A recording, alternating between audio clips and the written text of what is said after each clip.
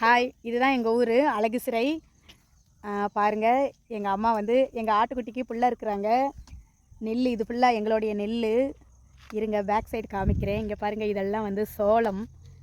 எவ்வளோ க்ரீனிஷாக அழகாக இருக்குன்னு பாருங்கள். அந்த தென்னந்தோப்பு எங்கள் சித்தப்பாவோடது. அது ஃபுல்லாக தோப்பு இல்லை, சித்தப்பாவோட. ஸ்ரவன் நேற்று கீழே விழுந்துட்டான்.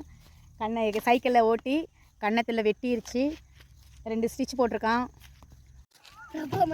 எங்கள் குட்டி பையன் வந்து ரொம்ப என்ஜாய் பண்ணிட்டு இருக்கான். அந்த சோளத்தட்டையே பிச்சுக்கிட்டு இருக்கான். அதுக்கு சொந்தக்காரவங்க வந்தாங்கன்னா இன்றைக்கி 4 அடி வாங்க போகிறான்.